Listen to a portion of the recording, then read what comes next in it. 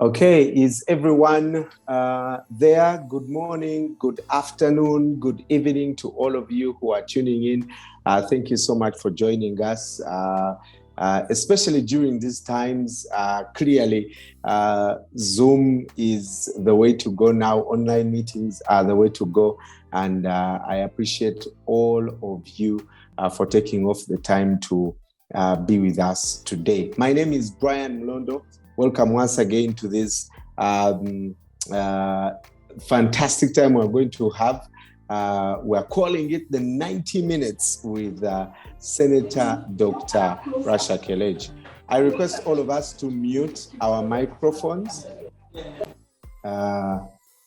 Some of us are, yes, thank you. Please mute your microphone unless you're talking, and just help us also. If the connection has a challenge, just mute your video. So for the benefit of those of you who are not aware, 90 Minutes with Senator Dr. Rasha is really an online series of meetings that aims to discover the personal and professional side of Senator Dr. Rasha Kelej. She is the CEO of Merck Foundation. She's actually the first African woman to be in this position. And she is one of the most 100 influential Africans in the world right now for the year 2019, 2020, and 2021. And she's a member of the Egyptian Senate. She gets shy when we are introducing her, but that is just part of what she does. For our Portuguese countries, also members of the press who are also on this, who comprehend Portuguese, please go to the lower right corner and get the interpretation. You'll be able to hear us well and good. Now, through this session, we're going to be taking questions that from you relating to her likes, dislikes. You'll be hearing things like what she does for fun, her education, her early life too, the professional progress, some of the challenges she also has, because this is a really incredibly tough job, a tough task, and we need to understand what drives her.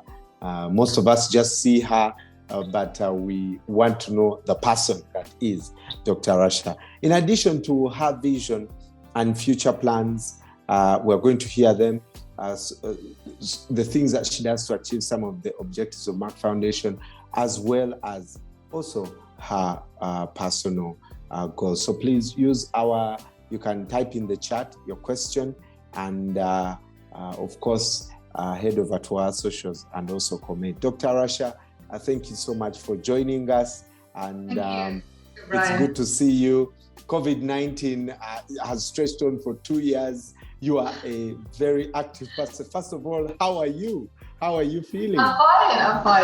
I miss Africa. I miss all of you, to see you in person like we used to before COVID. But I hope that this will end very soon and we can be able to see each other again.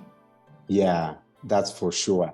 Well, talk to me, like, where are you now? Are you in Egypt? Are you in Dubai?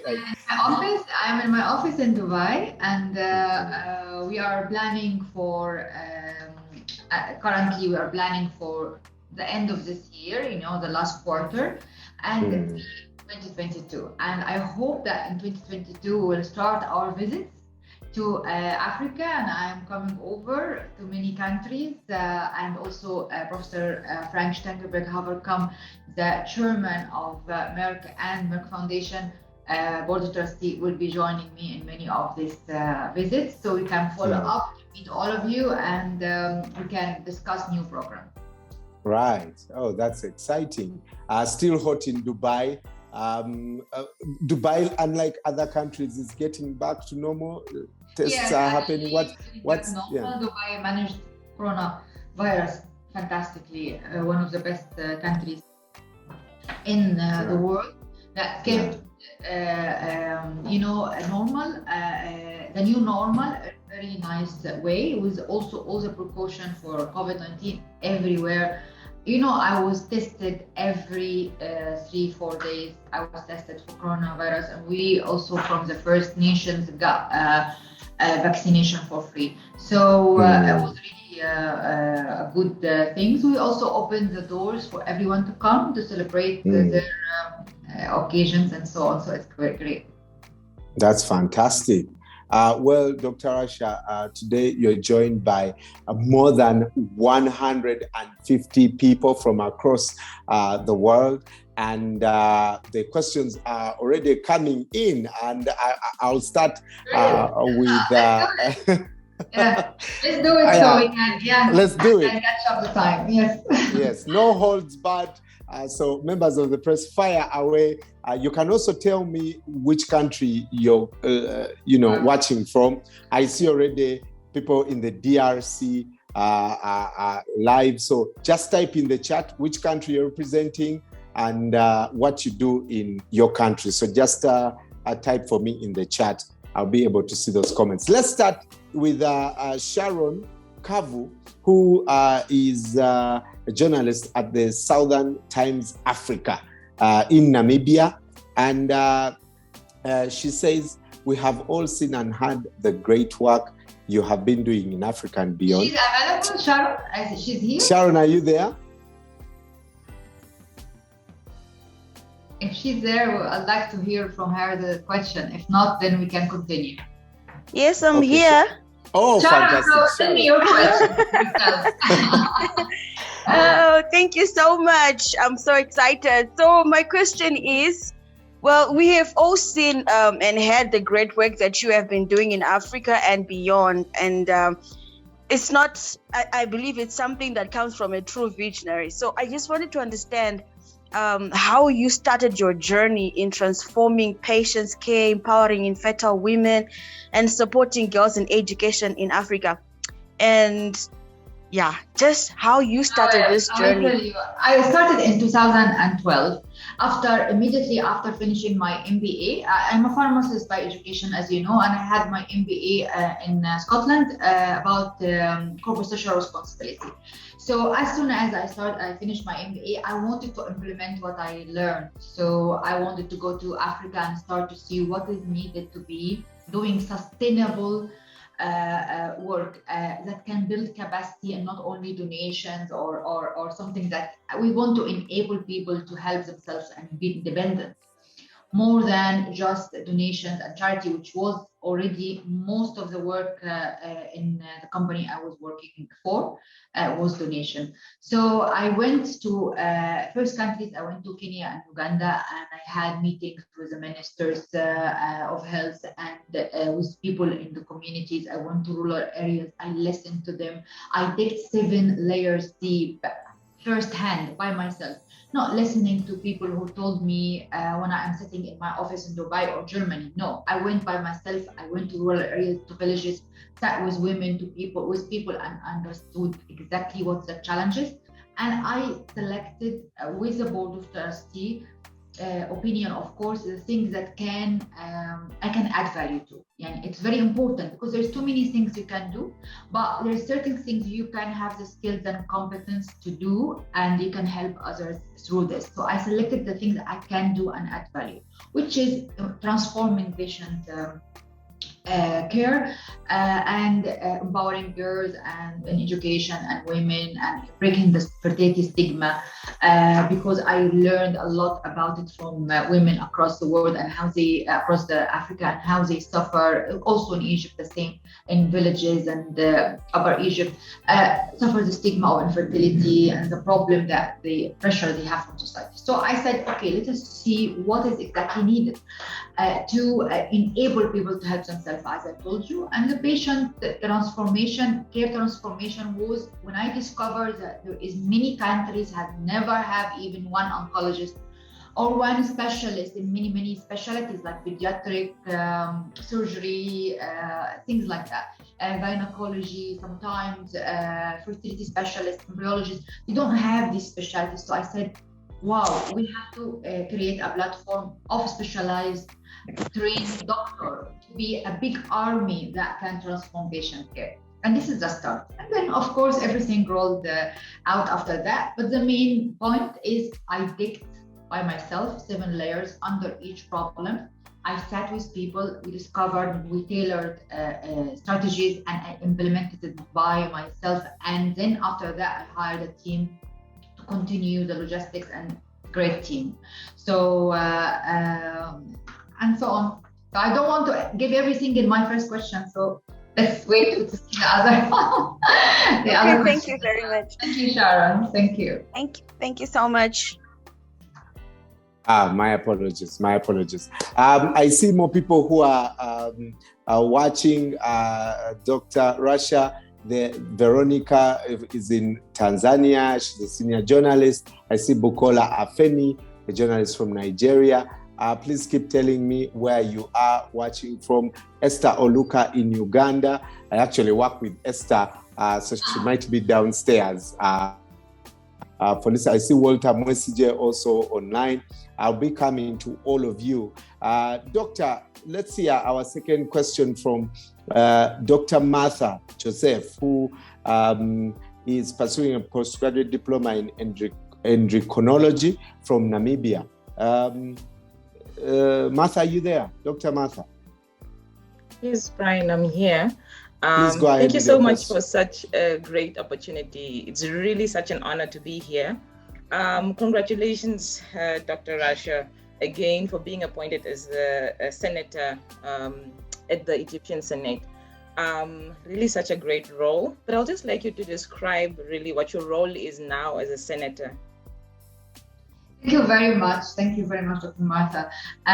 It was a great honor to be selected and appointed among the 100 people quota that's been by our President, His Excellency Abdel Fattah el-Sisi, President of Egypt. And this was great because I know that he was very interested, and he is very interested in Africa, and to have partnership with Africa at all levels, health, economy, infrastructure, everything. And you know that also Egypt has a lot to offer, but also Africa can offer a lot of also opportunities of investment and things for Egypt. And here came my role with my experience in Africa, that I can identify and define opportunities of collaboration and partnership between Egypt and the rest of Africa. Since defining also and emphasizing the role of Egypt as part of Africa, and also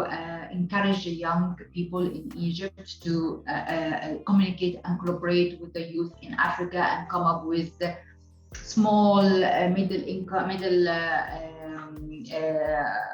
businesses and opportunities of collaboration.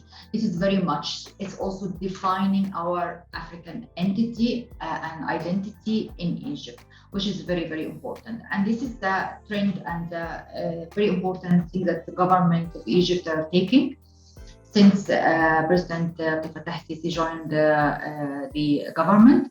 I'm happy that I can help, because it's going to be adding value to everyone. Egypt and Africa, and this is my passion. I want always to do something that can help others and emphasize or strengthen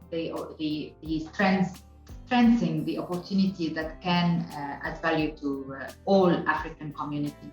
It's in the heart of my work, but also my personal passion. All right, thank you, Doc. It's an honor to be part of your journey. Thank you. Thank you very much. So, Dr. Rasha, this makes you a politician. No, because I'm not elected. It's not an election or appointment. These 100 people out of the 300, they are appointed due to their international experience in different fields, health and women's rights. Right. So it is not the election. So actually will add value from our experience to the journey of Egypt and also Africa, in my case, Africa. So I wanted to emphasize that, Dr. Martha, I'm very happy also that you are here and you're doing great in your diploma in endocrinology. And I said to you before, Brian, that we had participated in the transformation of patient care.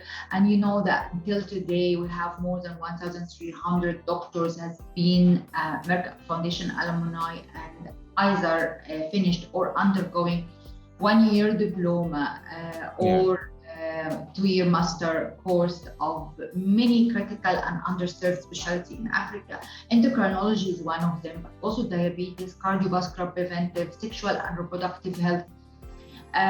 What else? Respiratory care and acute intensive care, and many other specialties we added recently this year, and we will talk about it later. But respiratory intensive care is very important for COVID management and management of patients with COVID-19. Right. Great work, and I can see already some of the people who are doing this. Dr. Nana from Ghana, who is saying just recently started an online postgraduate diploma in emergency and resuscitation medicine with Queen Mary University of London, funded by Merck. So already this is from the new specialties we added this year. Is actually in total we have 26 specialties, critical and underserved specialties: pediatric, surgery, orthopedic, ophthalmology, psychiatry, internal gastroenterology, urology. It's amazing. It will be a really good platform of specialists across Africa, 42 countries. In Africa and some also in Asia, of course. Fantastic. Please keep telling me where you are listening in from or watching from. Again, this is really an online series to get to know Senator Dr. Rasha more closely. She has worked so hard. She continues to work with us. She WhatsApps everyone. She calls everyone. But we need to understand, the person who is really the vision. How many people I have on my WhatsApp, you will never believe. It's almost 5,000. I can imagine. Your iCloud account must be 2 terabytes. Just so much information. Dr. Rasha, let's head to Ghana. Eden Mensah Somo, who works with The Spectator. Are you there, Eden? Please ask your question. Eden, I can see you, but your sound... Maybe mute or the sound? Yeah, he's connecting to the sound. So I think as we wait for Eden, there are also some questions of social media, Dr. Rasha, and you don't think about it. Don't think about this, all right? Just go straight without thinking about it. Tell me. Yeah? All right. Tell us your favorite designer.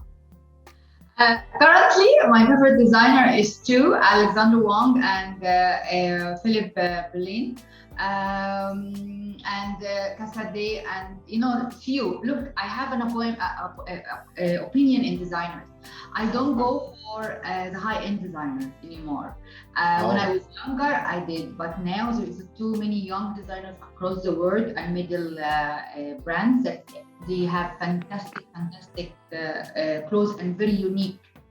Yeah. But also, my passion at the moment is create a community of young African designers. As I said, fashion with purpose.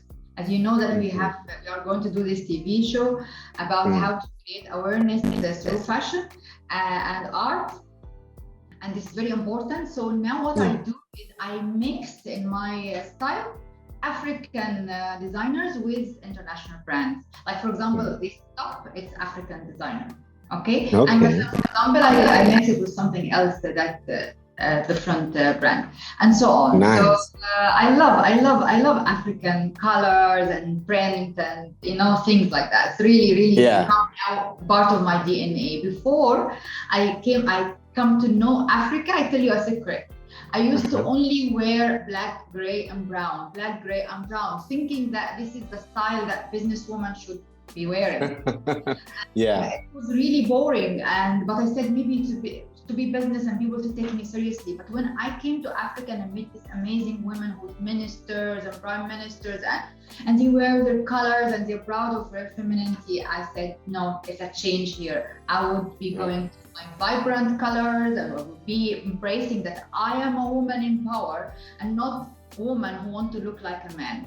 So this is totally different. So this is my fashion advice or things that I learned through the years and through my trips to Africa. What about your shoes? You wear interesting shoes. You are the only woman I know who walks the entire day in high heels. I know, this is my fashion, shoes and handbags, and most women are like this, they like their shoes, and so I like when I see it doesn't matter what is the price. It can be very very not even international brand, but I find it's unique and looks nice, so I can wear it. So yeah, I love that. Right. And all this. I'm going to come back to some of those things because you're quite an interesting person who is in almost every sector of life. Our friend Edem Mensah is having audio issues, but he sent his question and he asks, what do you feel after achieving all these successes and impact throughout your long and fulfilling career? I enjoy, but it's only for a few hours, and then what's next? Always what's next? The journey of improvement and continuation and progress never ends. And always I look back on what I have done and I know that I can do it better. And this is very healthy, because once you look at what you have done before and you see that you cannot improve on it, then you're not learning, you're not progressing, then this is the end of your career. Really, I believe the end of your career is when you look at something and say, I cannot do it better next day or 1 week after. This is then you finished. Because if you not progress, people will catch up with you all the time, and you will always be in the end of the career journey. So it's always learning, always progressing, always reading, always looking to improve yourself, even after a huge success. What I have to do to make it even better next time. And again, this has to be there. If it's not there, then this is the end. I know this is the end, and I have to look to retire. Right. I know someone who celebrates every success with a brand new car. Do you have those things? Oh. Yeah. What do you do do you take yourself out? What do you do when you have registered a major victory? Because I love fashion, so maybe I will buy something for me that I congratulate myself with a top or a necklace or something it is my passion. I can go out for a nice meal or something like this, and this is the end. Finish that. Next day is different. Yeah. Don't think about the success. You have to look at how to criticize yourself.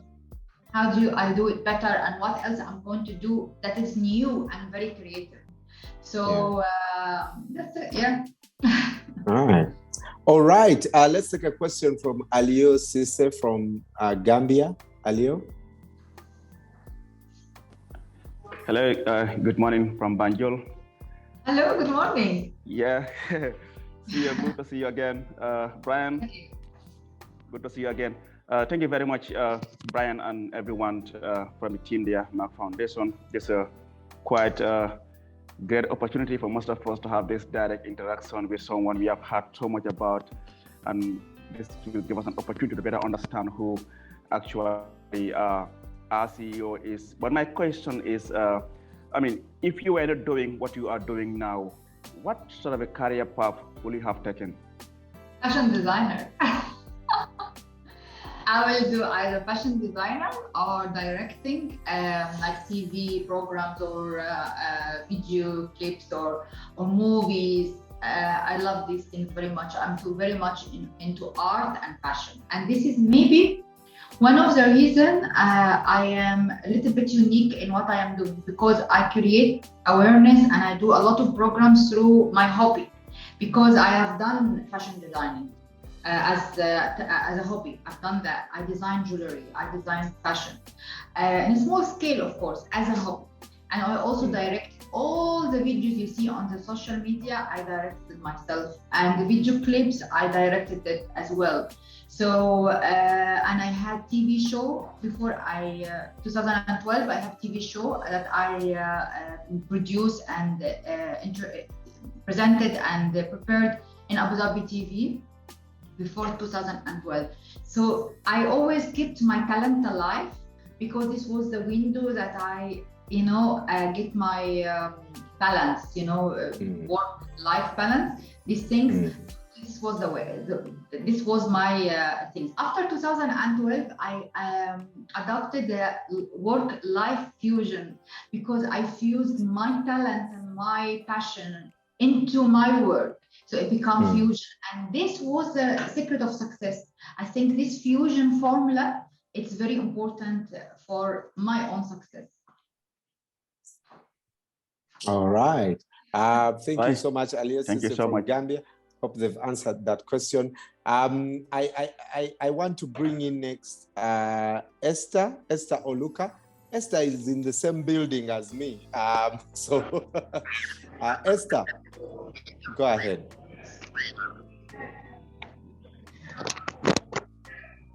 You can hear me? Yes, now we I can hear you. Yes. Okay. Congratulations, Doctor. I'm personally very proud of you.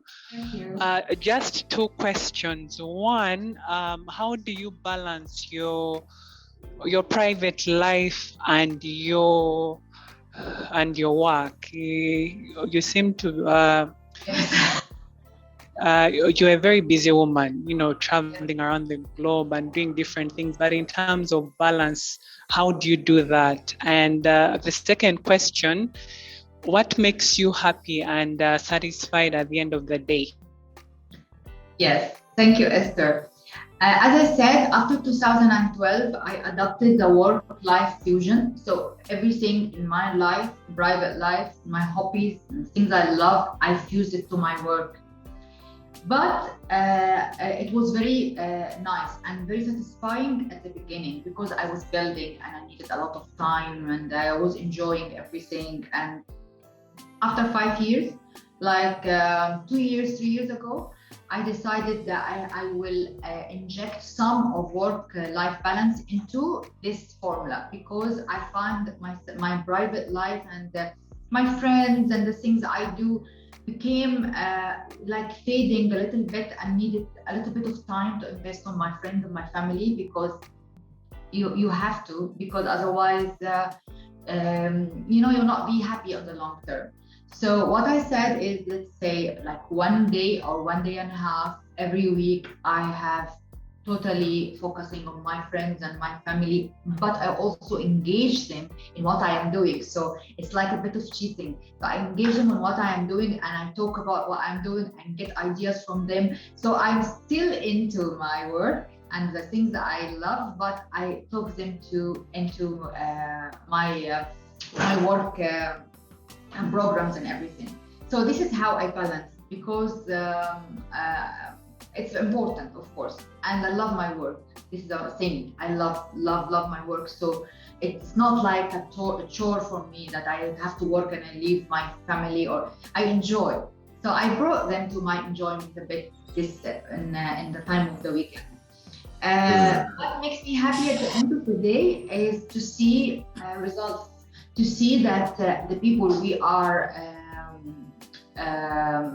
looking at transform their life, either patients or journey of career of a doctor we are training, or media representative we are awarding, or also mentoring, or fashion designers who is joining us in the community awareness, or filmmakers, or songwriters, musicians. All this, we are actually we create together something that can help others and have a value and make a good impact.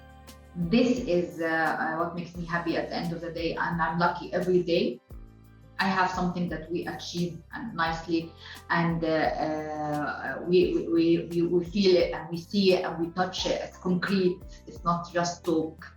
We are doing things with our hands, me and my team, and with our partners. And this is why they like us, I think, and trust us, because we're not just talking.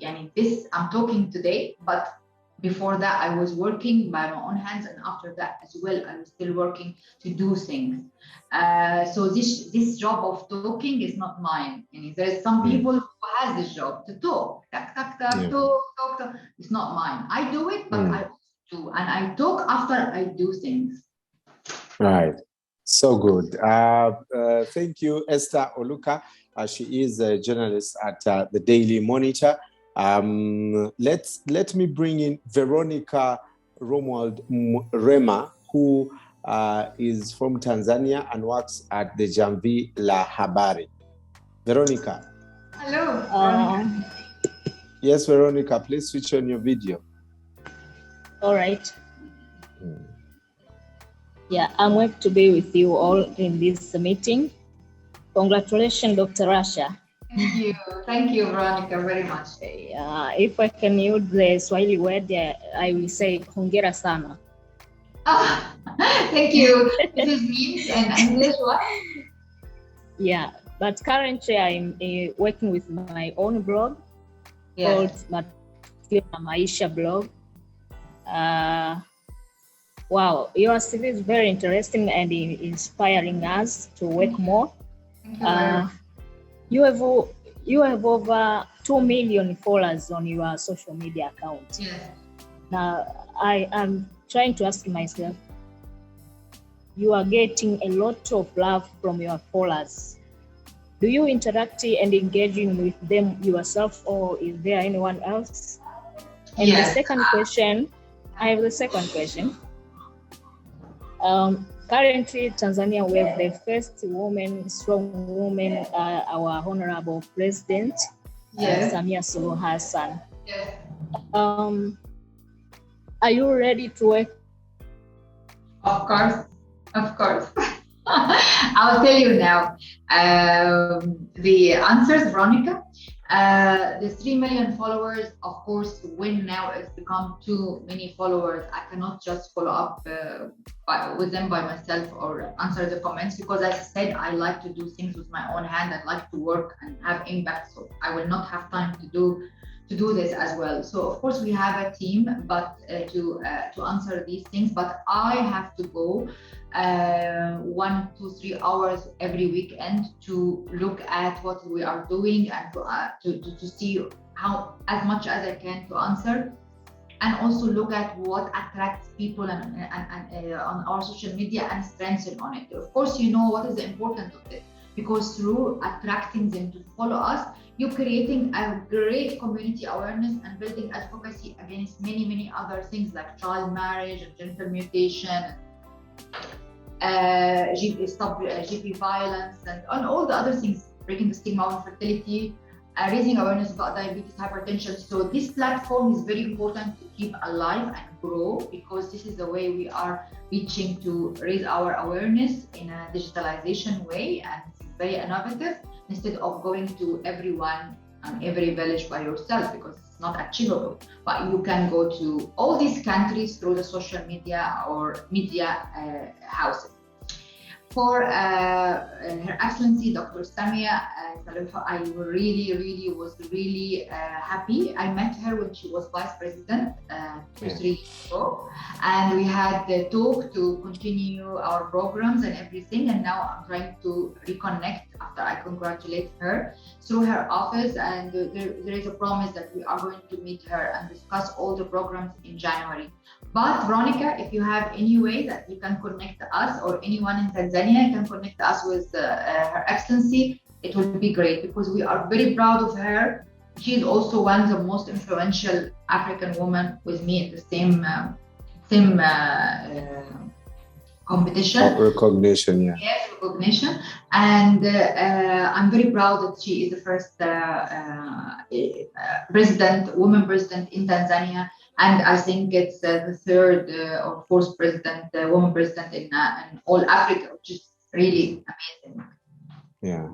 And definitely would be great to even have, one of the gatherings in Tanzania. So, Veronica, if you have the hookup, bring it and we get more work done. Or any of our Tanzania media, if they have any opportunity to connect us, great. All right. Right. Thank you. Senator Dr. Rasha, there's a lot of course, love coming. I see Dr. Mosi from Burundi. I see Kevin Dirangu, Priscilla Friday, Joseph Chisaka. I see all of them here. Dr. Eba Bekele from Cameroon, who is pursuing right now a master's in endocrinology and diabetes and a scholarship fellow of Merck Foundation. Almost all the doctors on the platform are Merck Foundation alumni. Let's now welcome Walter Mwesije. Walter Mwesije from Uganda. He works with NTV Uganda. Walter, how are you? I'm well. How are you, Doctor? Fine. Thank you very much for the opportunity to speak to you. I can say personally, I have learned two virtues from you. One, if you have to do something, do it. Don't ask questions, just do it. And secondly, if you have the formula to the winning, if you have the winning formula, then don't change it. Yes, true. Just use that, continue winning. I say that because from the time I first met you in 2016, you have been with the same team throughout. Yes. Brian Mulondo here is an example, which is really inspiring for me. It gives me the energy to just do things. Don't rotate around. But that said, I would like to hear what your challenges are. From being a woman CEO and from Africa, and how you have managed to overcome those challenges. Look, I always look at that challenge as an opportunity in disguise. I heard this talk before, and I didn't understand it when I was younger. But when I had the experience, the skill, and the talent, and I am the right woman at the right place, when come any challenge, I look at it that it will have an opportunity, because sorting and solving out this challenge take you out of your comfort zone. And when you go out of the box, if you're a creative person, you always create something that results in a new partnership, in a new success, in a new area you didn't know that you can tackle and can look at it. So I always look at any challenge. I get upset a little bit, like for 1 hour, get frustrated, but only 1 hour. Then I have to sit by myself and think, how can I resolve it? And how can I, where, and who to connect, who to go? And the sky is the limit when come to a challenge like this. Few challenges I faced, for example, at the beginning of my journey in transforming patient care in Africa, and my journey in Africa in general, is to explain my point of view. Everyone was thinking about two things. One is donation, and this was not the thing I want, because donation is a paralyzing technique that you always be waiting for someone to give you something, not to make it yourself. So I wanted to change this strategy, and this was a challenge because people didn't understand until they see an example. So I have to give an example of success, and this was a challenge, but again, it emphasized a big success. The other challenge is to start to explain to people that you can do things by yourself. Like, for example, a challenge of where I work is that I can do it by myself. I don't have to have a third party or through someone else. We can do it through, they look at me because I'm a woman and, these high heels and everything. So they think that I'm not strong enough to be able to do it. So this was a challenge to prove to myself, to them, and to everyone that, yes, I can do it. So I put all my heart and my experience and my talent into it. And then I had succeeded to do it, then they give me the whole trust and then we establish a foundation and everything. So this was a challenge. If these challenges are not there, it will not stimulate me to do more and to be more creative and to just to try to impress more and to give this. If everyone said from the beginning, maybe yes, go and do it, maybe it would be like a normal job. But this challenge makes you want to do more and to and to have the success. And there was too many other challenges, of course, but these two what came to my mind at the moment because it was a beginning. Yeah. Oh, absolutely. Walter, I hope your question is answered. I also met Dr. Rasha a long time ago, but the ability to just keep the team together, grow it, build its capacity and skill until, they're able to do exactly, what the vision is. I think that's very admirable. And knowing that, you're a loyal leader. Dr. Rasha, also they say great leaders are great readers. Tell us what you read a lot. What books, are you reading? Your favorite book of all time? My last book was The Lost Technology of Ancient Egypt. I love ancient Egypt and the pharaohs and all the pharaohs and the mysteries behind the pharaohs and all this. So one of the theories that there was a technology like what we have doing at the moment, even higher, was in the time of the pharaohs 10,000 years ago. And there was a lot of theories about the lost technology and how the pyramids was like an energy, alternative energy things and all this. So I am reading now this book, The Lost Technology of Ancient Egypt. And there is another also, I like mystery and I like these things, Atlantis, the Atlantis, the missing continent or the lost continent as well, which also was the theory that it has connection with Egypt as well and the pharaohs, and it has crystal pyramids under the water, which also generating energy and all this. So I like to read about these things at the moment. Right. You talked about producing. As far as actors are concerned, who is your favorite? Producing? Producing films. So. My favorites in films in general. I like very much the type of the sci-fi movies and it's not special or favorite, but I like very much any film that has been done properly and have an innovative and creative idea behind it that it doesn't exist. So I don't like real movies or anything. I like sci-fi or imagination or fantasy and all this that I love. For example, all of us, the Lord of the Rings and Hobbits and all this. I like this type of movie. There was also a late movie I had about also, I don't remember the name, but also about robot or something like that. So this is my escapism mechanism, because after I finish my work, if I have time, I like to escape in these things. And it's also regenerates your creativity, because something doesn't exist, so you can let to your brain to go beyond reality, which is nice. Yeah. All right. Keep the questions coming, guys. I see you. Wow. We have over 200 people tuned in. And if for the benefit of those who speak Portuguese, please go to the bottom right corner of your screen and look for interpretation. You can write the question. I have a question from Angola or Mozambique, if it's okay. I will put the interpretation. Is it okay? Fantastic. Is anyone there? Yeah. Let me first bring in Lydia Atieno Barasa from Rwanda. She works with the New Times. Lydia, are you there? Lydia? All right. Lydia, are you able to ask your question? Maybe we can come back to her. I think we shall come back to her. Can I have... Lydia's here, yeah, she came. Okay. Okay. Yes, go ahead.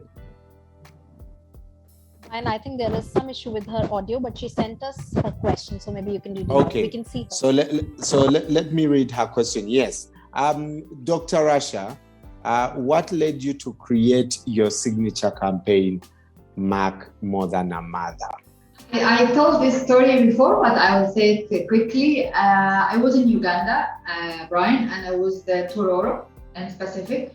We were having diabetes awareness campaign about prevention and hypertension and so on. So I was speaking to a group of women, and they said they were young and healthy, look, and fit and strong. So I said, why you have diabetes at the moment? And you must. I was advising them. Exercise regularly, eat healthy, stop smoking, and all if you're smoking. They said, no, we got diabetes because we are infertile and don't have children. And I said, what is the relation? There's no relation scientifically between infertility and diabetes. And they said, no, it's the stress we are facing. And then they told us the stress and the pressure and the life we are facing because we are infertile, we've been mistreated, and he told me all the stories and it was horror stories behind it. That day I went back to Kampala and I decided I'm going to do More Than a Mother campaign, and I want to say to every woman that she is more than a mother, and even she have children or not, it doesn't matter. You should be a productive member of society. You should be respected and appreciated by your family, by community, and so on. And I started to dig more and to know the incidence of infertility. I find it very high in Africa. Almost every one couple are infertile in reproductive age. I find there is a lot of cases of infertility. Almost more than 85% of the infertile couples can be prevented from the start if because it's due to untreated infectious diseases, chlamydia, whatever, and maybe genital mutation, child marriage, all this cause infertility from early age and cause infection from early age, and this rise to infertility after that. So child marriage, genital mutation can cause infertility. So prevention, it was very important. I found out men does not want to admit at all that there is a cause of infertility. Also 50% of infertility causes are due to men and 50% due to women. So all couples should go to the doctor together and see which is the cause so we can treat it. Otherwise, if you keep sending your wife to the doctor and, for example, it is from you, then there's no treatment will happen. You will never see children with her or with other women. So we wanted to encourage them and also to tell them that it has nothing to do with your sexuality, because it's a taboo, because men think that if I'm infertile and people know that I'm fertile, I'm not man or I'm not sexually able. It doesn't have anything to do with sexuality. It's something else. It's the physiology, something else. So we wanted to raise awareness about these things. So this was the instigation of More Than a Mother, when I approached many first ladies to be ambassadors, and they were really welcoming to support all these women and empowering them and encourage couples to join each other's hands to have a happy journey of making family, and not stressful and not strained. And of course, also we found out there is no infertility specialist in many countries. So we trained the first specialist as well. Yeah. Oh, that's fantastic. And I must say it's been successful. There's still, of course, more work to be done, but I know we shall, get it done. All right. June, if you can just type the question for the rest of us, in case you are having also online challenges and the network is, missing you, you can just text. I see. All right. June's question has also come in. What was the last thing you ate? And what's in your handbag right now? Okay, 1 minute. It's acai cake. What's that? Acai cake. It's a mixture of some fruits with acai. Acai is a fruit like berries. And this is my always the first thing I eat after my intermittent fasting, because I told you, Brian, that I am doing intermittent fasting these days. You know, when you reach to my age, 50, I'm going to be 50 in February. We need to have a big party for your 50. Wait a minute, you are 50? No. What? I'm going to be 50 in February, next February. Wow. Wow. So, of course, the metabolism rate to go down dramatically. It means that even the food you used to eat before, quantity, it has to be reduced if you want to keep your same figure. Okay, and otherwise you will gain weight dramatically. Even if you eat the same food, even if it's less food, it will. So you have to change the quality of the food. And I actually said, when we get older, we start to eat like a poor man or poor woman, because it's a very, very small amount of food you can eat and you can survive on it. I mean, amazingly enough, that you don't need too much food, because you're not growing. And you need only things that has your vitamins and your minerals, and to give you the level of energy you want, which is not more than 700 to 800 calories per day. And so you can work. If you're playing sport, you need 1,200. So of course, some days I play sport, like I play sport 3 to 4 days a week. So I increase my calories to 1,200, but it has to be all, as you say, sugar-free. I stop every single sugar, white sugar or brown sugar. It has to be all natural, no sugar at all. I don't have anything fried at all, but I eat beef, I eat chicken, I'm not vegetarian, but I eat everything. I like very much animal protein, because it's good for the skin, everything. But the quantities, I like tuna. So this tuna cans, which is very small, and this can be my lunch or dinner. So or salmon or salmon or sardine or something like that. This is really good enough for me. And a psychic or green machine. Look at green machine juice and you'll understand what has in it. It's everything you can find in the field. You put them together in a mixer and drink it. This is enough for breakfast. Wow. You know, some of us are 20 and we look like 50, so it's unfair what you're doing to us. You're making us look bad. And I see... look great. It's only reducing food and more physical activity. That's it. Nice. Eba Bekele is saying, truly wonderful and young for her age. Lorraine is saying she looks wonderful for her age. We are going to have a big 50 bash. I'll do it on the live stream. So we will do my big 50, the new definition of 50 in live stream. Promise. Wow. Awesome. February. We need to save the date. Okay. All right, Doctor, let's go to Zambia and welcome Josias Muba, who works with Radio Musi Otunya. Josias, are you there? Yes, bro. Oui, je suis là. All right, Josias, go ahead with your question.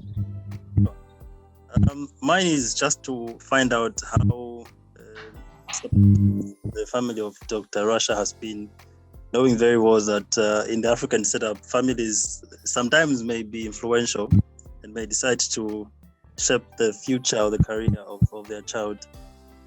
I have a very good encounter with mom, so I just want to understand with her how supportive was the family in as far as how far she's reached in her career. Yes, of course. Since I was young, my father was always encouraging me to study and to do for science. That's why I said to myself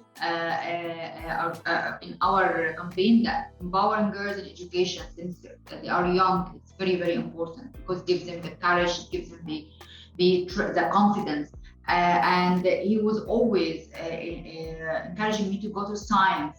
And I loved science. I loved chemistry, physics, and math, and biology. So it was really important. And when I had high school, encouraged me to go to pharmacy. I couldn't go to medicine because I have a little bit light heart for blood, and I can't do it. So it's I can collapse if anyone with any wound or any blood. Just I'll be take care of me first, because anyone take care of me first before the injured person. So I went to pharmacy, and then from there I started my career. One thing, I loved art and fashion very, very much, but my father encouraged me to do that as a hobby and to encourage me to go to science. I feel it is the right choice because I believe also if any hobby turns to be a job, it will lose its interest.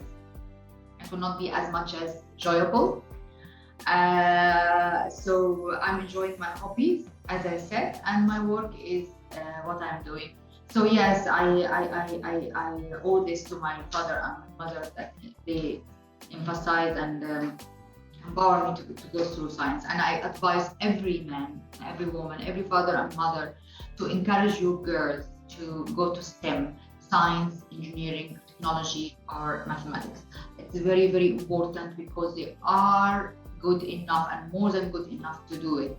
And not only put them in a special mold, that if they are interested to do it, please encourage them to finish their education, because they are half of the economy, half of the population, and it's very important to have a strong family to educate your girls as much as your boys.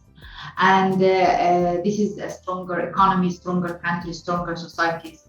And as I said to Brian, it will make you work less hard, because your wife will be supporting you and making money as well. So this is very, very That's so fantastic. And for the benefit of the other people who are watching, the show that is being developed, Dr. Rasha talked about it, Fashion with a Purpose, is also going to talk about, girl child education. It's important that, girls go to school and stop looking at them as signs of wealth and marriage. And so we're going to cover most of that. Dr. Rasha, Shola's question is, describe an ordinary day of your life. For example, what time do you wake up? What do you do in the morning? No ordinary day, and I don't have a day similar to the other day before. And this is thanks God, because the routine is killing any. Sorry, I will have to put this one off. Routine kills any creativity, but of course there is some days that you have to stick to a certain routine. I wake up like around 7:30, 8. And sometimes, some days, I wake up 6:30 or 5:30. Depends on what my schedule is. If I have things early, I wake up 5:30, 6:30 to do my sport before I am engaged in the whole day in something. But if I will finish early, like 5 or 6, then I do my sport afterwards, so I can wake up a little bit later, because I have to have 8 hours sleep. This is very, very important. If I don't have my 8 hours sleep, I lose focus. And also it will affect your growth hormone, regeneration of your cells, healing. And you understand that every day we are producing toxins in our body and things that degenerate our cells, and also small cancer cells that is developed in our body every day. To sleep well at night and not in the morning, it secretes this growth hormone that it kills all this bad things in the body and regenerate the cells and make you like brand new. It's like a fetus in the womb of his mother. This is exactly our sleep hours. So this is very important. I have intermittent fasting, so I wake up, I have a shower, and I after I have a shower and prepare myself what I'm going to wear and all this, I have tea, a glass of tea to wake me up, and then I look at my WhatsApp and see what I am going to do, if there is any messages urgent during the night, because I'm dealing with different time zones. Then I go to work. Either I work from home or I go to the office. This is during Corona. and I continue, but I always move during work. So I don't sit on a chair for a long time. I have to move around if the house or in the office, because this is very important. Otherwise, it's not going to be healthy as well. I finish all that, and then I go to my sport, and then I make small dinner for me and my family. My family eats the same like me, so it's okay. They don't eat too much, so we will have a small dinner, and then I watch some of the social media videos or anything I like. I go to bed early. This is normal day without traveling. Nice. Yeah. Going to bed early, very key. Yeah. Dr. No, you're from Liberia. He's also a Merck Foundation alumni. Doctor? Sorry? Dr. No, are you there? Okay, I think you're in the car and you're indicating maybe to stop. But okay, I have. Hello, yes, you can hi. hear us. Yeah, I can hear you. I'm sorry, I'm driving now. I'm in the car, as you said. Dr. Rasha, nice to meet you. It has been a pleasure. You have done so much, and I don't want to take much of your time because a lot of people have already asked, and many are still waiting. But my question is, I know you are a very busy person. You have done a lot based on your reports on social media, the pictures. We follow you on Twitter and other things. My concern, or maybe it's not a concern, it's something that we all could learn from, is how do you manage your time so that other people cannot gobble it up, you know? Yes, I understand how to prioritize. Yes, definitely. Thank you, and thank you for having the time to. That's my own interest. Yes. Thank you very much. Dr. Noah, thank you very much, and drive safely, please. So, yes, of course, the prioritization is a key of success, because there is a lot of other things you want to do, and too many things. And if you do not prioritize yourself from the morning or from the beginning of the week or beginning of the year, so there were short-term things, short things that you need to achieve, short goal things quickly. You have to do it in your agenda daily.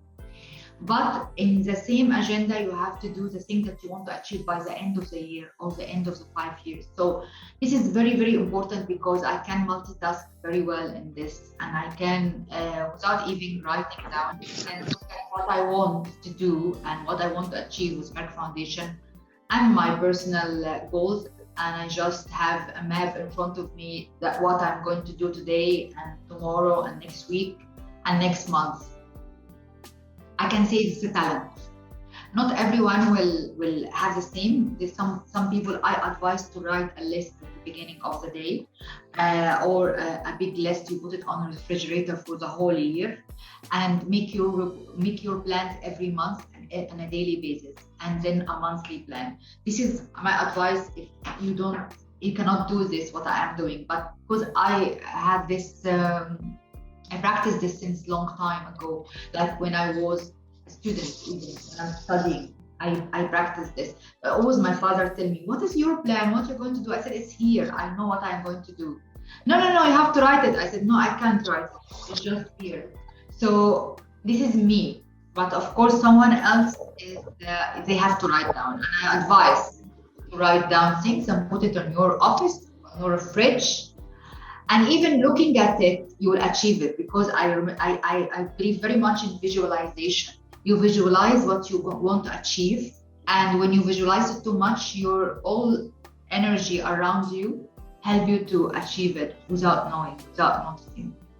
So yeah, this is Right. Let's hear from Joel Musasa from Namibia, who is a Merck Foundation More Than a Mother Fashion Award winner. Joel?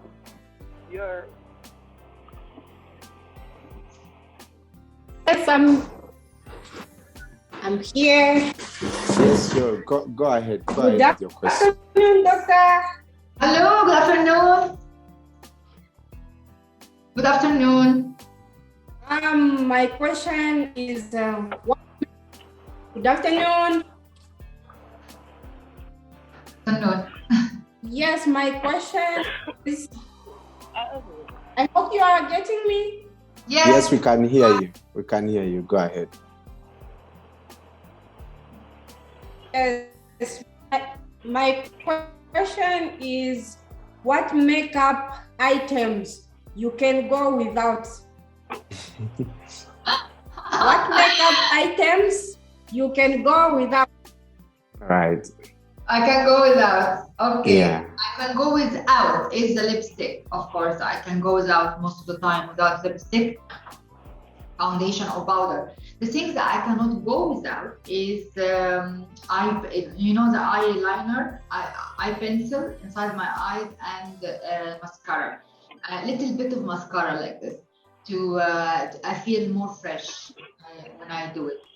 But all the rest I can go without.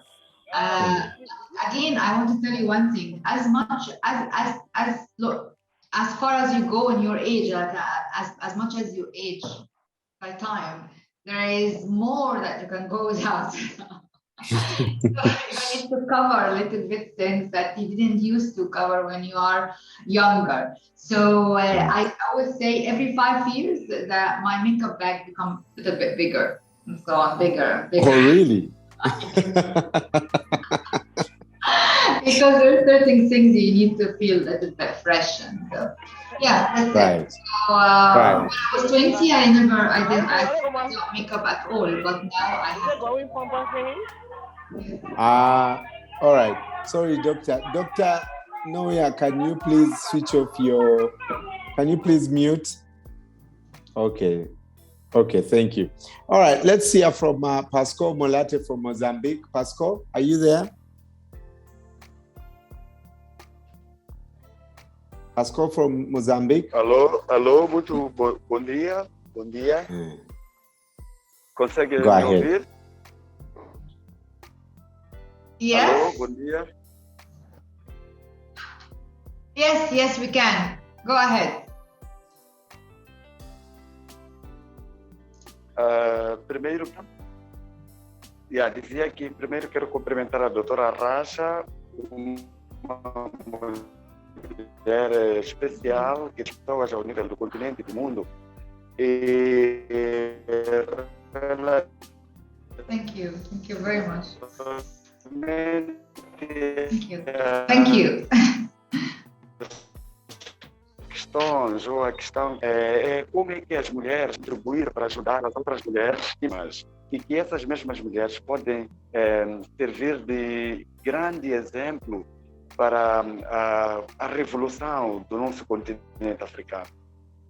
Thank you, Pascal. Thank you very much. Yes, what I am doing at the moment, I think it can help a lot of women. Appearances, encouraging them through social media, through our videos, through our own success stories and experience, that to take it as a reference to them that they can do it. If I can do it, they can do it. This is one part, which is, we call it advocacy building. We do also raising awareness and encouraging their families and the community around them to accept that education is very important for the girls. And what we do in Merck Foundation, I decided to do something very innovative, different than talking and social media. We do films, we do songs. Like, for example, there is a very nice song I'm doing with Blaze. He is a singer from Mozambique. It will be out soon, released soon, about girls' education, for example.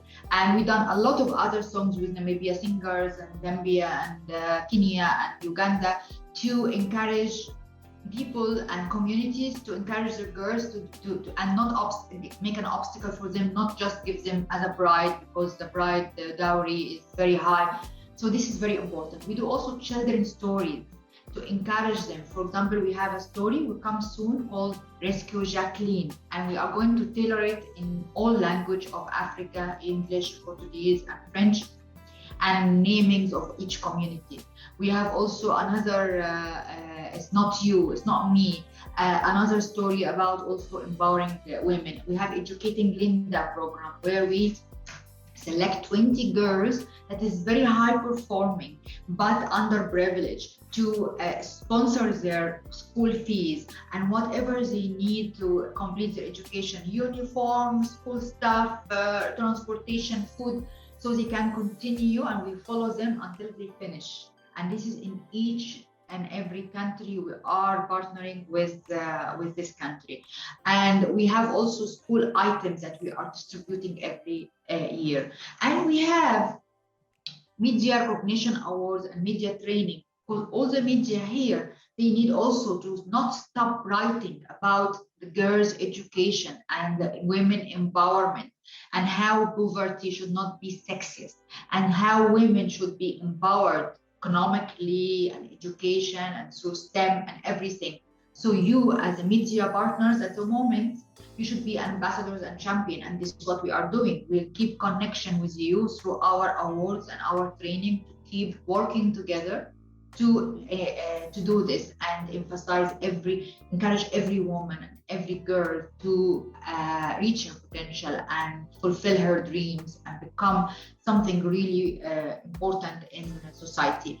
We show the examples, like Her Excellency Dr. Samia, the first woman president in Tanzania, Ellen Jones, the former president of Liberia, many women like the vice president of Togo, vice president of Uganda, and myself and others, even in acting and different careers. You have to see these examples, scientists, astrology, all these things. And of course, we have awards for fashion awards, film awards, and song awards that we are encouraging all the African talents to come up with work, creative work, and we reward them and award them for the best work in each country. All this will raise awareness in a way that I think it's very innovative, creative, and capitalizing on the power art and fashion and media have to do this. I hope that this is that, and I can do what I can. I will do what I can in the limit of our resources, definitely. Obrigado, Dr. Rasha. Thank you. All right, thank you so much. Asha from Kenya, please ask your question. Asha. Yes, hi. Hi. Hello. Hi, Asha, how are you? I'm good, and you? Fine. I'm very glad to be here, and congratulations, Dr. Rasha. Thank you very much. Thank you. One question, I know most of the projects are in Africa, and you usually travel most to Africa. So how are you managing during the COVID pandemic? And especially you have most of the trips and projects in Africa. I want to know that. Thank you. Yeah, thank you, Asha. Thank you. Of course, it was a great way that we started our digitalization and online strategy, either in our scholarship. So we find all the online diplomas and the training courses that it's online because people cannot travel, definitely. So we continue with our patient care transformation journey. And it was actually even more successful because we find more critical and underserved specialties that it's in a form of online diplomas and master degrees. And of course, we had our online meetings and summits and even award ceremonies. We have done it online. And thanks everyone in Africa and the whole world was accepting the mindset and the idea that we have to go online. So everyone has experience in Zoom and Microsoft Teams and other things. So we connected through that. Of course, if we didn't have the trust we built since we started 2012 and the relationship and network that's very solid, and the foundation of the foundation was very solid from the start, we will never be able to continue. But thanks God that our work hard and our visits, field visits and everything, that we had this relationship and rapport it's already built with our stakeholders, with our beneficiaries, enabled us to continue through coronavirus and even how long it will continue, it doesn't matter, because we consider all our partners and our beneficiary as a family. You never lose your relationship with your family, even if you don't see them. And this is exactly how we managed. We had a very, very important program specifically for coronavirus patient care, which is a diploma and master degree in respiratory care and intensive care. So this was also a great addition. We had also a media recognition award specifically for Corona and how to raise awareness about Corona. We launched it across all the continents, Asia, Africa, and Latin America, and Middle East. And we had this year something else called Mask Up with Care and Make Your Own Mask, this fashion award, and the other one, media recognition award. Also to encourage people to do, to have the mindset of keeping healthy and, and mask, even if after a long time, people get bored. We don't want them to get bored. So this is very important. We have also children's stories and other things. So I think during Corona, we knew how to transform. I told you before that we learned how to transform under pressure, not break under pressure. There's people break under pressure, but we always transform to a different, beautiful other things. So learn how to transform under pressure, and your life will be much easier. In whatever you face. Thank you very much. Thank you, Aisha. Thank you. Ok, merci à Dr. Rasha. Toujours une fierté pour nous d'être toujours dans votre vraiment débat visioconférence, parce que c'est rare de voir aujourd'hui ces femmes comme vous impliquer vraiment dans tel acte. Nous vous remercions beaucoup. Et moi, j'ai deux questions aujourd'hui. Au-delà de l'infertilité, votre lutte contre l'infertilité, il y a plusieurs femmes africaines aujourd'hui qui sont victimes de stigmatisation à cause d'autres maladies. C'est le cas des fistules obstétricales aujourd'hui chez les femmes.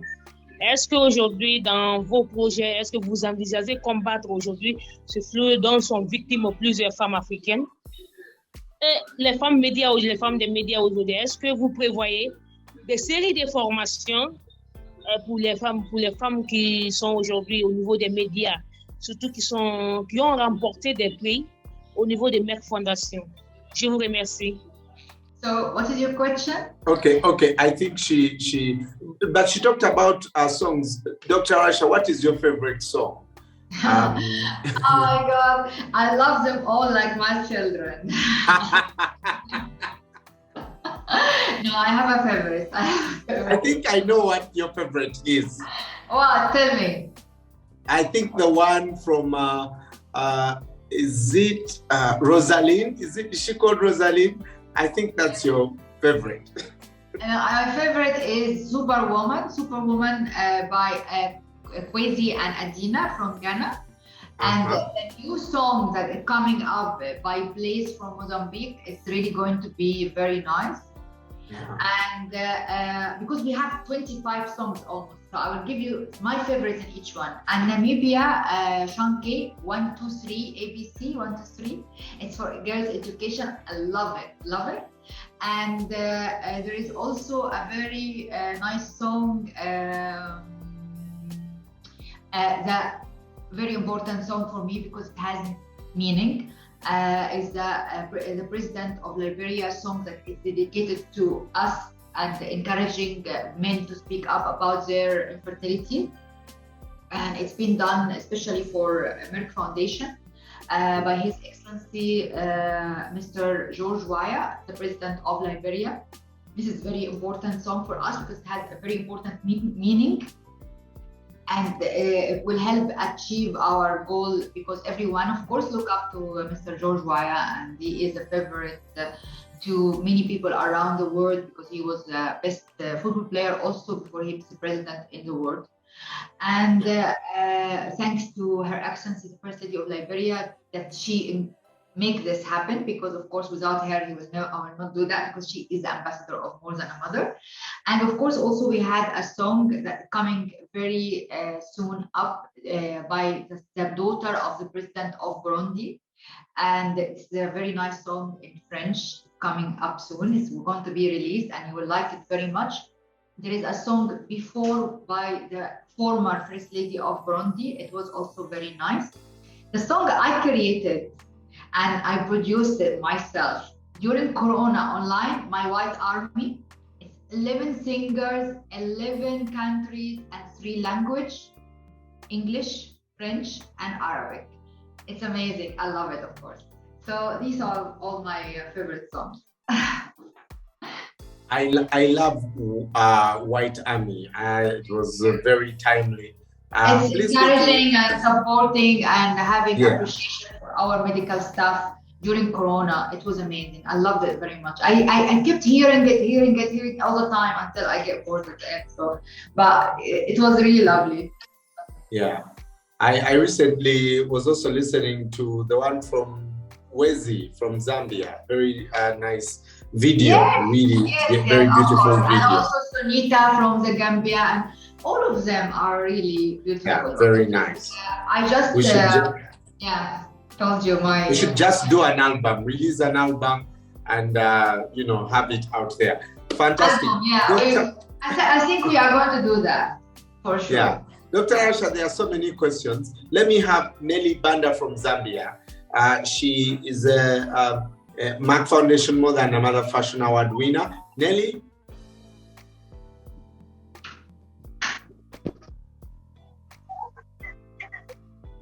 Nelly, are you there?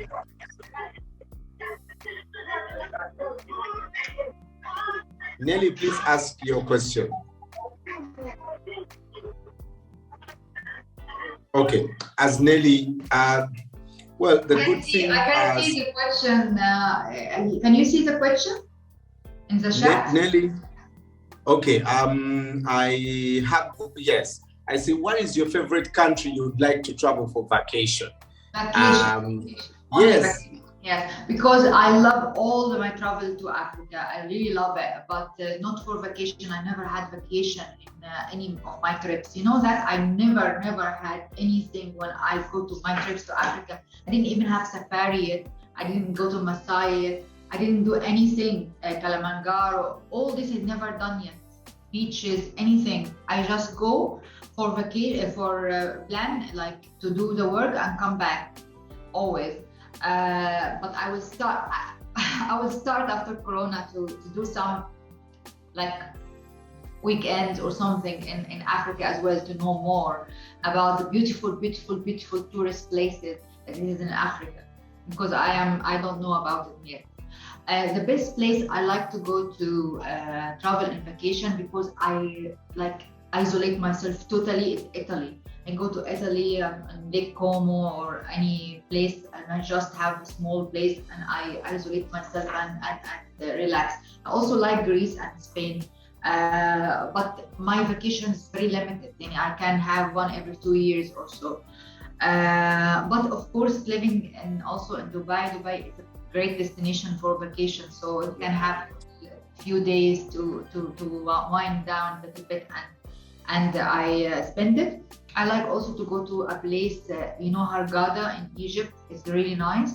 Hurghada and Argona. I also like to go there for small little holidays and also see my family. So extended family. So this is it. Yeah. But I'm not very holiday person. It's not much. Very few. I think you'll be working on your holiday. It's actually mobile and all this. Yeah. So that's why on my holiday, I always go to a place which I don't have any work connection. So at least it will be only mobile. But if I go to a place where I have work connection and networking, I would be seeing them, meeting them. I would never be holiday anymore. All right. Let's hear from Howard Dolly from Liberia. Howard Dolly, please switch on your video and ask your question.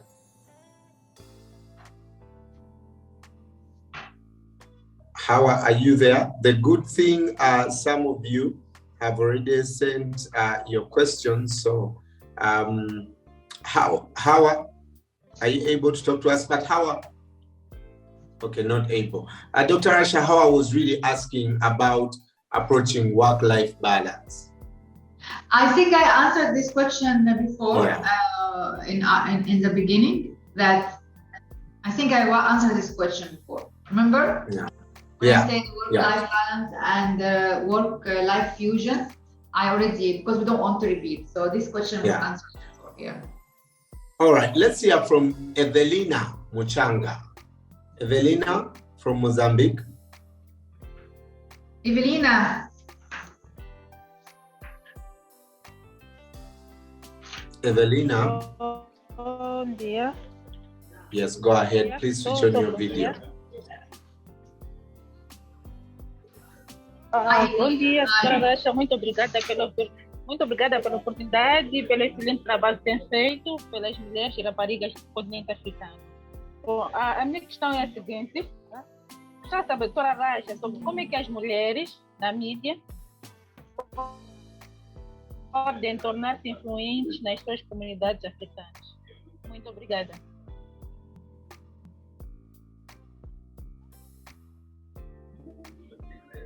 How women in what? Sorry? Como é que as mulheres na mídia podem tornar-se influentes nas suas comunidades africanas? Thank you very much. Thank you very much. I think from my point of view is keep working, keep going on, keep consistency and persistence is very important. You never get bored with what you are doing every day. You just keep doing it, even if there is no result, immediate result. Even if there is no result in 1 year, 2 years, 3 years, the result will come because hard work and working in the right direction and about things you are passionate about, you know that it is right, it will have its impact and it will have its result. So I think the reason I've been selected to be the most influential is I kept going on. Whatever happened around me, I just keep going on. If someone fighting me or trying to get me down or trying to take me down, or you know, there is a lot of success enemies and jealousy sometimes and everything. I just keep my work answer. I never turn an answer. I just work and work and work, and my work will answer every single question and every single claim, and just keep going on, and then the right things will reveal at the end, and you will achieve, and people will know you because you kept hammering on one thing, and then you have an impact. Don't diffuse yourself into many things. Don't distract yourself into many things. Don't let people take you out of your direction. You have your direction, you go it. As Walter said, you know the right formula, you follow it, and the results will come.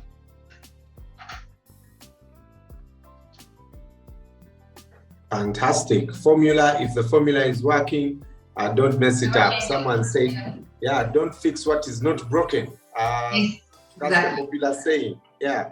Dr. Rasha, just a couple of questions to go through. One from Issa Musa from Niger. Issa? Hello. Issa, are you there? Issa, how are you?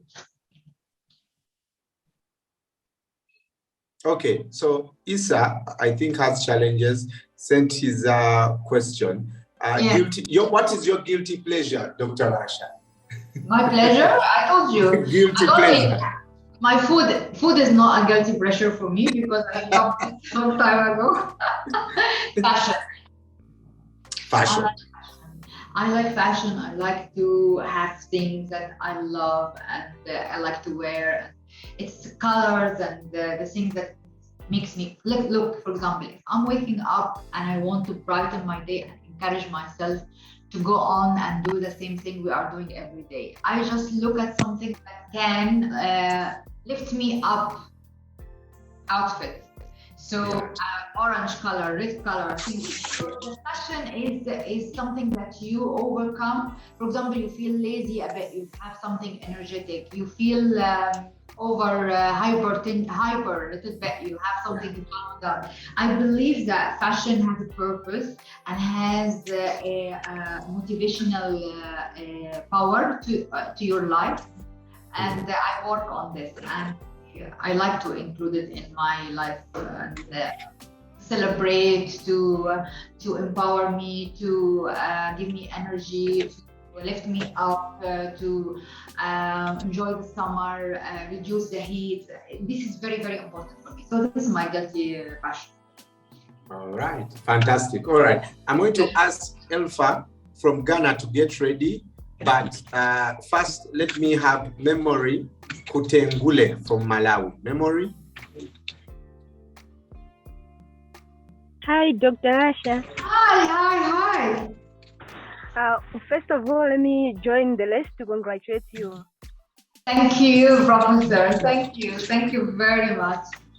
You're most welcome. I have one question. I just want to ask you, what are some of the challenges that Merck Foundation encounters in its quest to sensitize communities on infertility issues, as well as support girls' education in Africa? Thank you so much, Dr. Rasha. Thank you. Dr. Rasha, sorry to stop you, Dr. Rasha. Yes. Before you answer, Evelina, please mute your mic, Evelina. Please mute your mic, Evelina. And Elfa, you're next after Dr. Rasha answers this question. Thank you. Doctor, proceed. Okay. The challenge we faced in the beginning of this infertility, breaking the stigma of infertility, that communities at that time, 2014, when we started the campaign, 2014-2015, they didn't believe that men can be infertile. And they only blame women, full stop. Even media, that's why we created the media awareness campaign and the training and the media recognition award. There's 2 occasions happened that makes me feel that media, if they understand the right scientific claims and messages and explanation behind infertility and how infertility is not stigma, we are going to achieve almost 60-70% of our target. 2 things happened. One in Uganda, when we were in even Brian, remember that? When we were in a conference, press conference, and with Minister Sarah Obindi, and we were saying, and she was saying that 50% of the causes of infertility are due to male factor, as much as 50% are due to women factors. So there was a media wrote after that, and they were upset with her that Minister Sarah said 50% of men in Uganda are infertile. So the translation was wrong because they didn't understand this. So we said, okay, now we have to do the media training because people will understand that it's 50%, and so on. Of course, not everyone, but few. And if you have few that don't know it, then they will also go to other communities. The other things in Kenya, when we have Jacqueline problem, and many of the media was accusing her, yes, she deserves what happened to her, that her husband cut her both hands because she was unfaithful. So I said to myself, no, you cannot even say that. This is a pressure that the couple was under. And that's why he went out of his senses and did horrible things like this, because he doesn't want to be stigmatized to be infertile, because this means that he's not a man, and the pressure of the community and all this. So we have to change that through community awareness, through media, through fashion, through art, through things. These are 2 challenges that I kept puzzling myself, how can we fix it? But once we approach the media representative and the people, the fashion designers and artists, and explain the scientific and make scientific presentation and everything, everyone was in joining hands with us. Everyone was in changing and writing and encouraging enthusiasm about making a change and creating a culture shift. So it was great. And this is what I call a challenge as an opportunity in disguise, because without this challenge, I would never think about media and how media can have a great role. I will never think about musicians and art and filmmaking and fashion and all this, because this is a challenge I faced in the beginning. I came to these ideas, which was great and have a great impact, I believe, and have this important and beautiful network with you all as family, for Merck Foundation family, for me personally, and also partners that they are adding great value to create culture shifts in the community. What do you think, Brian? Fantastic, man. I saw the work you did in Uganda, and I think there's just so much more that can be done. I think the idea that people think particular on the TV show we are going to problems, have, the TV show we are going to have on NTV and KTN and GTV of Ghana and GH1 in Ghana, and also we will have it in Nigeria, maybe Channel TV. It will actually add great value because now the audience of TV channels will watch, plus the social media audience, which they are different. So I think we are going to have a comprehensive plan of reaching to everyone. Yeah, I think the idea by people that particular diseases are attached to particular sexes needs to be changed. That paradigm shift needs to be changed, and media can play an important role because enter every house without invitation. You open any house you can reach. So I really rely on our partners and our family. Yeah, fantastic. Efia from Ghana, please ask your question. Hello, Dr. Rasha. Hi. How are you? I'm fine, thank you. How about you? Fine. I'm really looking forward to see you again.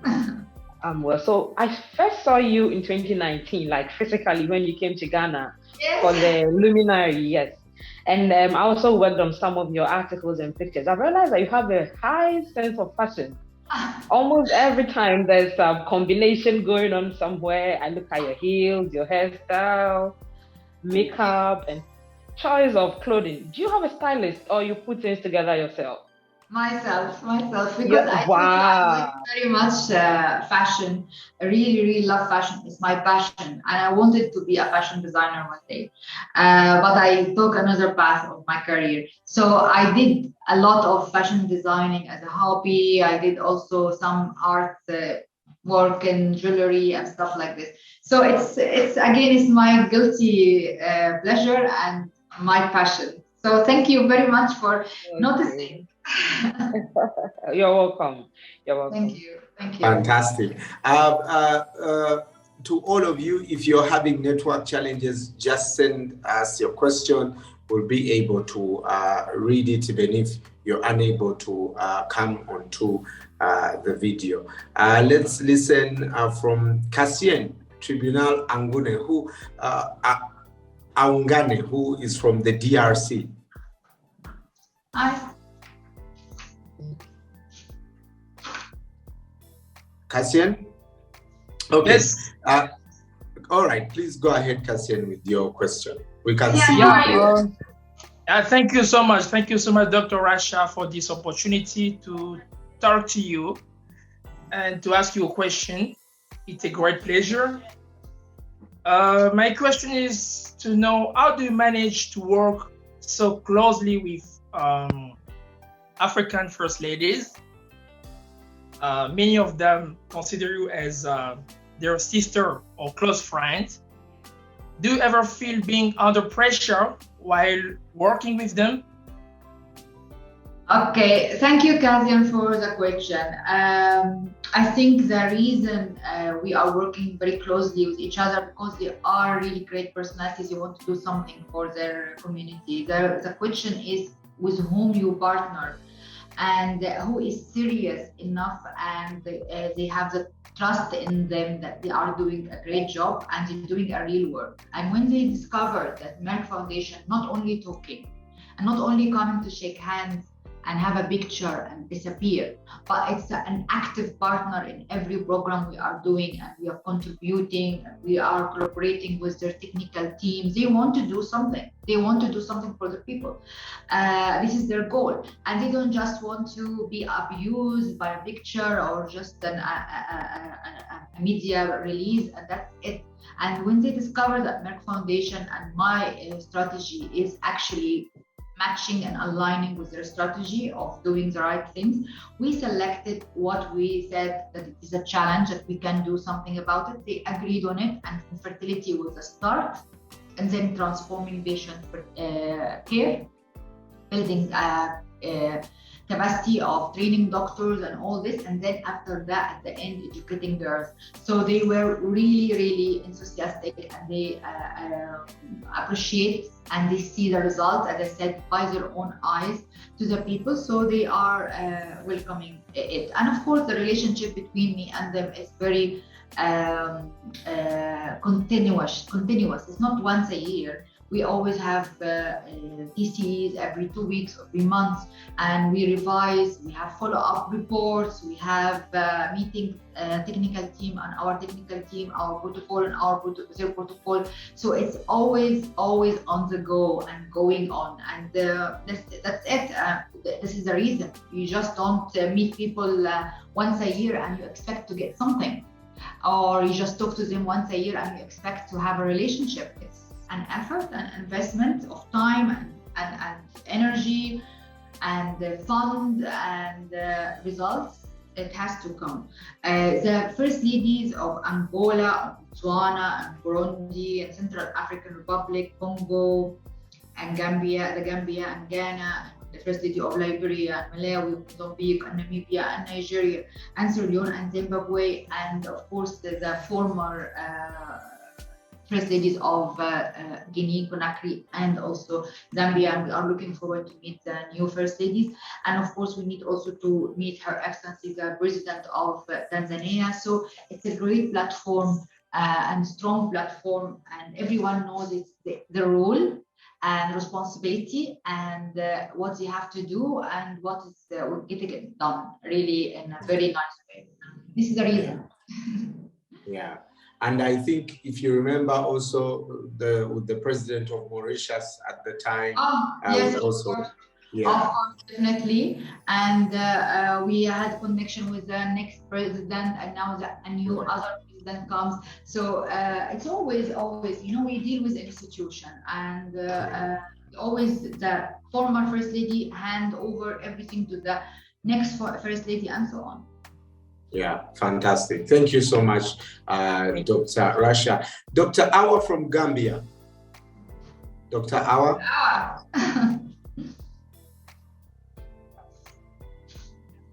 Dr. Awa, are you there? Yes, go ahead. Dr. Rasha, how are you? Hi, how are you? Yes, I'm here. Hi, I'm doing okay. And you? I'm fine. Let me join the list first of all to congratulate you too. Thank you. Thank you. It's been amazing and inspirational listening to you from your journey to Thank you. Thank you very much. Your journey and all that we you've know each other been for yes. I'm very excited to be here again. So my question is, you've been nominated for these Influenced and African 2019, 2020, 2021. I just want to ask, how does it make you feel? I mean, it's 3 years consecutive you are running and you're still winning. How does it feel? I feel great, of course, and I feel appreciated and nice to have it. And I never expected. Every year I said, it's last year they will find someone else this year, but it keeps coming, and I'm very grateful and happy. And I think this is a sign that I am doing the right thing. So it's good. I'll be happy also if I don't get it, but it's nice to have it. Fantastic. No, but I mean, like, obviously, you're going to keep having it, and I'm thinking it's going to be a long time. Yes, I hope so. I hope I get it next year as well. I'm waiting. Right. Dr. Awa from Gambia, thank you so much. Good to see you.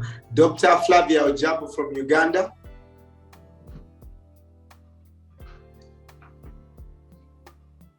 Dr. Flavia? Yes, doctor? Yes. Hi. Can you hear me? We hear you. Yes. Oh, okay. My name is called in reproductive medicine for Merck Foundation. Hello. Is yes, is like COVID. COVID situation. Foundation has been to reach Latin America for different training, from different trainings, and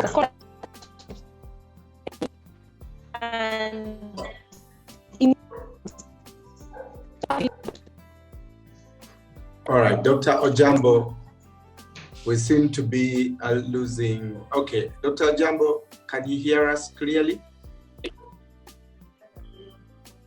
Okay, so Dr. Rasha, I think the network is quite a challenge. But Dr. Rasha, she asks, about really leadership during COVID-19 crisis.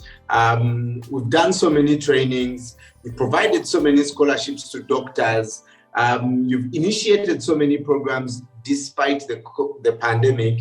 How have you done that successfully? Thank you very much, Dr. Ojambo. I think also we answered this question before, but I will add to it a little bit.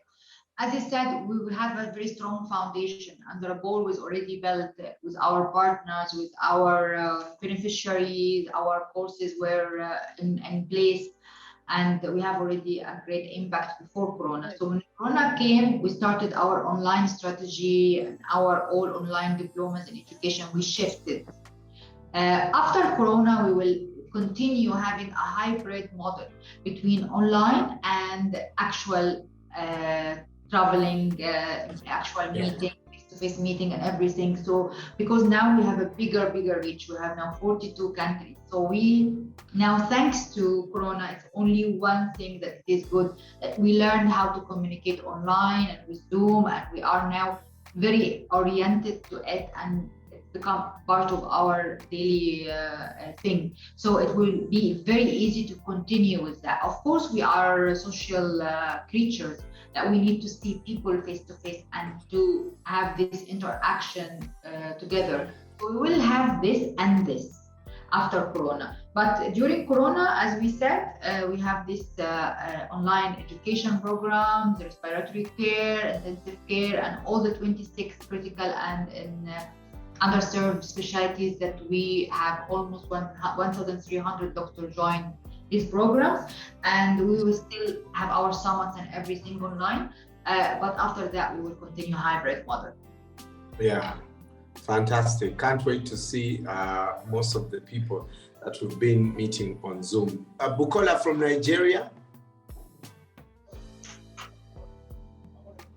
Bukola. Hola, how are you? I'm fine. Good morning, Senator Rasha. I'd like to say kudos for the good job you're doing. Thank you. My question is, what advice do you have for youth regarding fulfilling their potentials and dreams, knowing that you have been able to fulfill yours? Thank you. Thank you very much, Bukola. As I said, resistant, continue working hard, continue learning, progressing. Every day should be better than the other. Even if you have a success in your life, look back and see how can I do this better this time. Because continuation of growth and continuous learning is very, very important for your career. If you want to achieve something, the sky is the limit. So every time you reach something, you have to celebrate for a little bit, like 1 hour, 2 hours, half day, 1 day, then what's next? And what's next? And you have to do that when you are young, because you have the energy and the power to do it. When you are a little bit older, things will go slower. So you have also to have this stamina. I go to the gym every sport is very important. You go to the gym every week, 3 times, 4 times.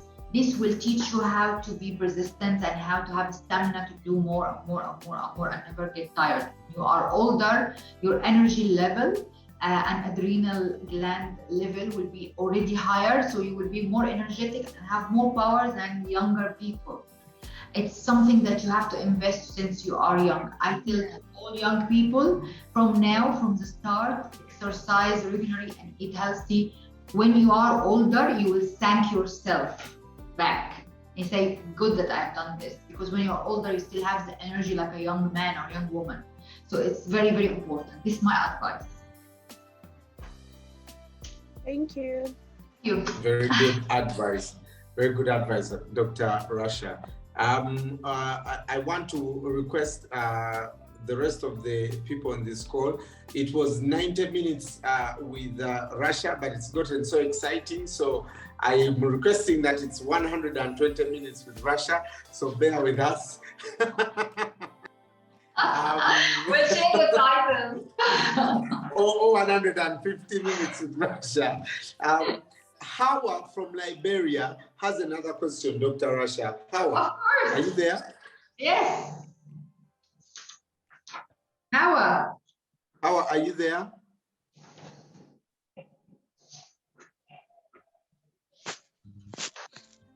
Hawa, Dolly, please switch on your video, Hawa, if you can.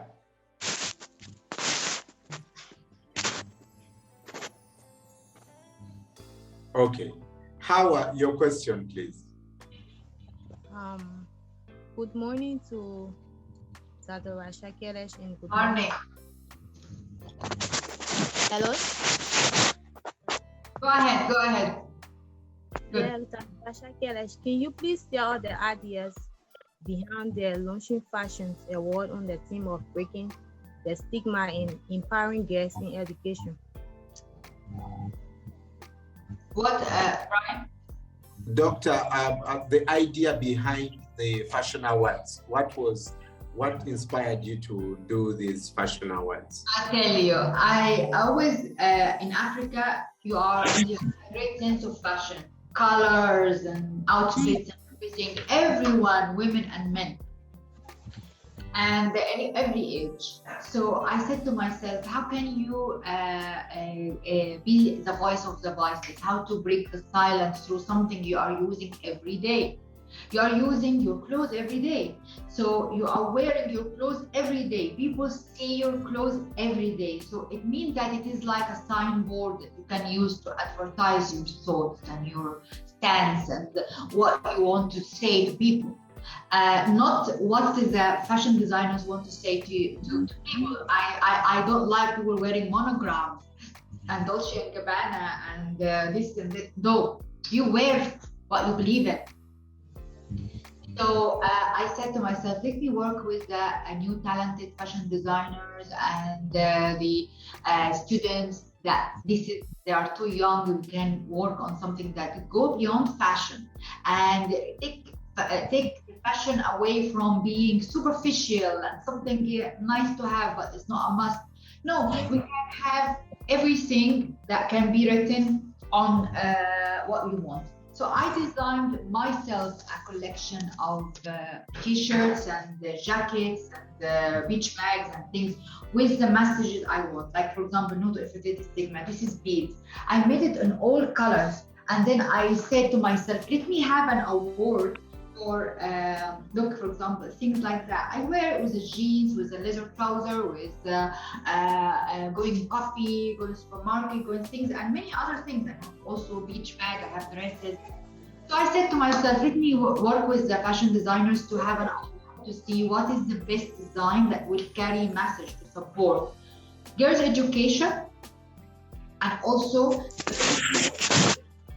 breaking the stigma of infertility and saying that women are more than mothers and men are more than fathers. It takes two to have a child, and work with them. So we had a great design coming, but it was missing a little bit of the messages I want. I have meetings with them, I mentor them how to do it to be vibrant, and then it came beautiful work.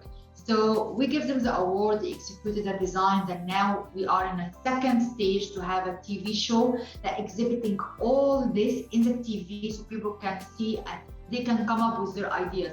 So the idea is that you go to the fashion designer and tell him or her, I want a dress or a top or a trouser, and I want to add this message to it. So can you find a creative way? You can do it with the stones, you can do it with squinches, you can do with many other things from African beads and African threads.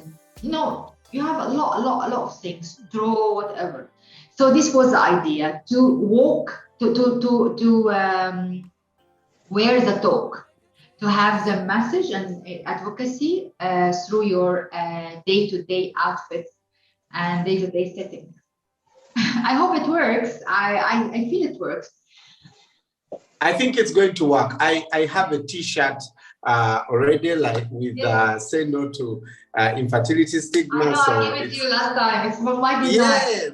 I have it black with looking forward to see the fashion designers what they're gonna do for men as well.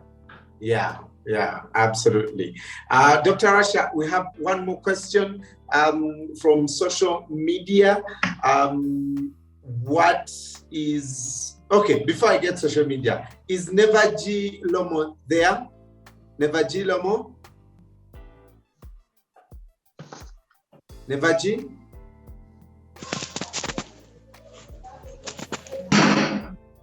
Nevaji, I see you. Please turn on your video. Okay.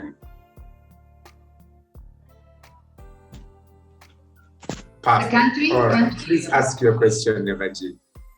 Good morning, Dr.Rasha. Good morning. Good morning. Thank you very much for your numerous contribution towards our society and the world at large. Thank you. Thank you very much. Okay. My question is, what are your hobbies and how do you pursue them daily? And my next question is, what was your age when you got married? That's my questions. What was age I got married? Okay. Yes.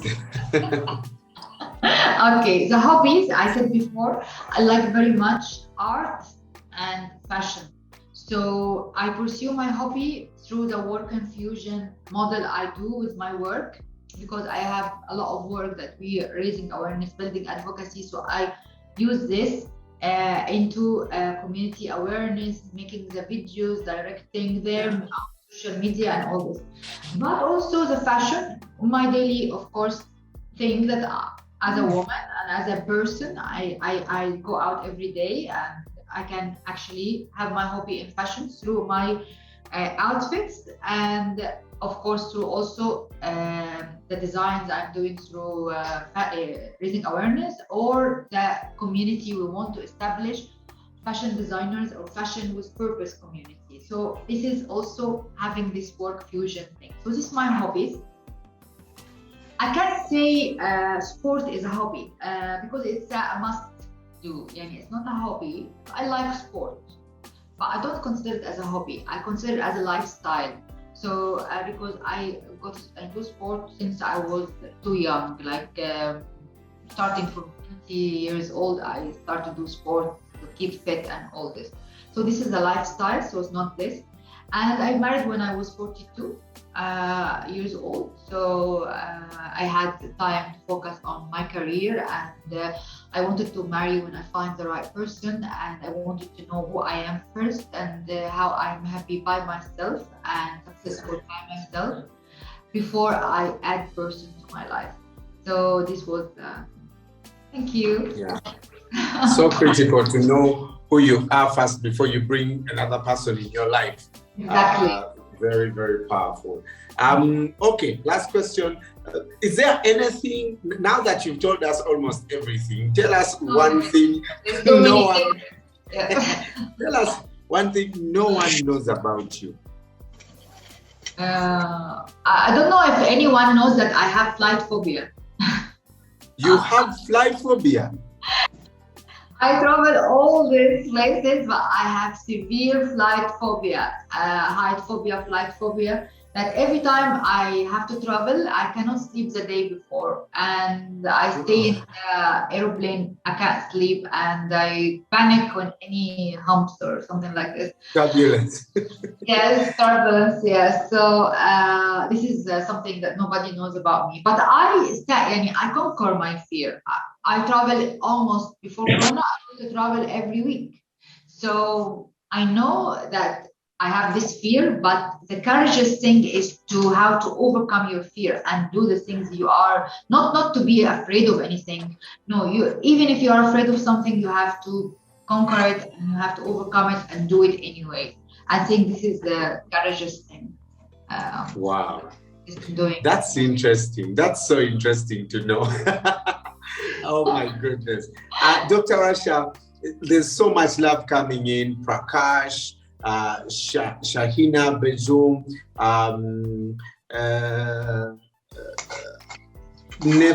everyone is really texting their questions. Abednego, Arthur, thank you so much to all of you. And please note that, these videos, you can go to the YouTube channel, Merck Foundation, and watch all these videos. We've been streaming online, so you'll be able to catch up. When do you think, Brian, we can have the next session? Because there is a lot of questions we did not answer. I think we should have it at the beginning of the year and people, just tell them about the plans of the year. Or we have it just before the TV show starts. Yeah, just before the TV show starts. No, the TV started a bit later. Let us have something in December before we go to Christmas holidays. What do you think, guys? Yeah, sure. Please send the Do answer. you agree? Yeah, if you agree, just type in the chat. We can have, and then another one just before her birthday, her 50th birthday. Yes. This is important. Yeah.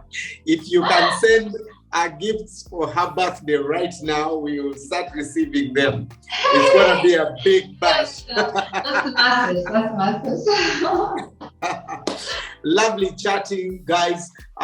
We really appreciate all of you who have taken up the time to, be here and ask questions. I hope now you know more about the person of Senator Dr. Rasha Kelej, and I can say this without a shadow of doubt that all of us, our lives have been impacted. Keep the questions coming. You have WhatsApp groups in the different countries. Keep them alive. And if you need any help, please reach out to Merck Foundation. We'll absolutely provide. If you have any hookups, connections, tell us. We shall come to wherever you are as we continue to do the work. Dr. Rasha, thank you very much for having me with you today. And thank you very much for being with us today. I really was touched. And I'm happy that I met all of you online. I wish to meet you in person very soon. Yeah. Fantastic. To all of you, thank you. Take care of yourself. Bye. Stay safe. Bye-bye. Bye.